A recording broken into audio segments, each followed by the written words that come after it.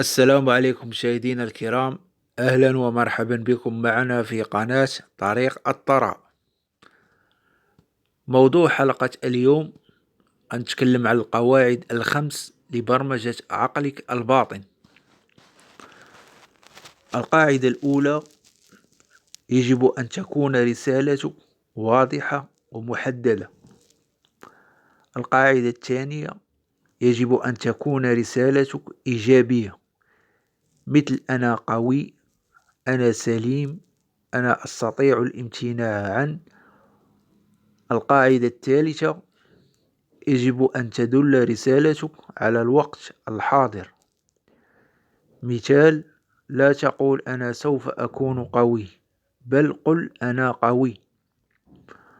القاعدة الرابعة: يجب أن يصاحب رسالتك الإحساس القوي بمضمونها حتى يقبلها العقل الباطن ويبرمجها. القاعدة الخامسة: يجب أن يكرر الرسالة عدة مرات إلى أن تتبرمج تماما. والآن إليك هذه الخطة حتى يكون تحدثك مع الذات ذو قوة إيجابية. دون على الأقل 5 رسائل ذاتية سلبية كان لها تأثير عليك، مثل: أنا إنسان خجول، أنا لا أستطيع الامتناع عن التدخين، أنا ذاكرتي ضعيفة، أنا لا أستطيع الكلام أمام الجمهور، أنا عصبي المزاج. والآن مزق هذه الورقة التي دونت عليها هذه الرسائل السلبية وألقي بها بعيدا. دون 5 رسائل ذاتية إيجابية تعطيك قوة، وابدأ دائما بكلمة أنا، مثل: أنا أستطيع الامتناع عن التدخين، أنا أحب التحدث إلى الناس، أنا ذاكرتي قوية، أنا إنسان ممتاز، أنا نشيط وأتمتع بطاقة عالية. دون رسالتك الإيجابية في مفكرة صغيرة واحتفظ بها معك دائما. والآن خذ نفسا عميقا واقرأ الرسالات واحدة تلو الأخرى إلى أن تستوعبهم. ابدأ مرة أخرى بأول رسالة وخذ نفسا عميقا وأطرد أي توتر داخل جسمك. اقرأ الرسالة الأولى 10 مرات بإحساس قوي. اغمض عيناك وتخيل نفسك بشكلك الجديد، ثم افتح عينيك. ابتداء من اليوم احذر ما تقول لنفسك، واحذر ما الذي تقوله للآخرين، واحذر ما يقول الآخرون لك.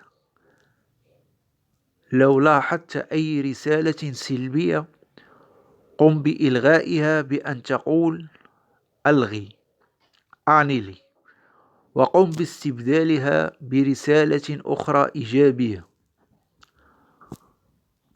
تأكد أن عندك القوة وأنك تستطيع أن تكون وتستطيع أن تملك وتستطيع القيام بعمل ما تريده،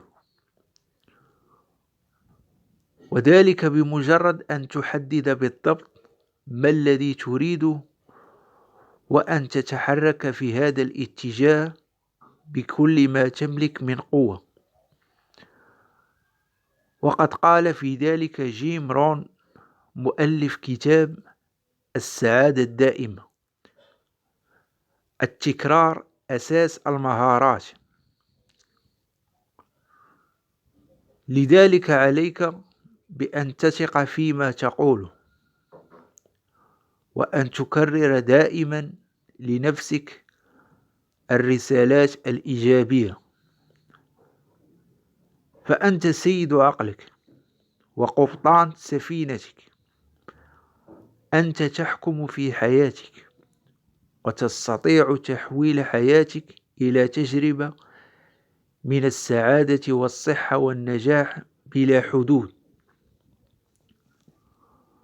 وتذكر دائما، عش كل لحظة كأنها آخر لحظة في حياتك.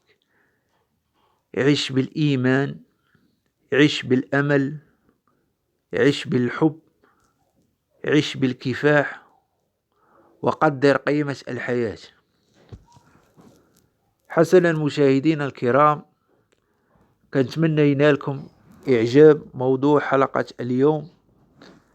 لا تبخلوا علينا بالإعجاب والاشتراك ومشاركة الفيديو مع الأصدقاء والعائلة، وفي موضوع آخر، والسلام عليكم.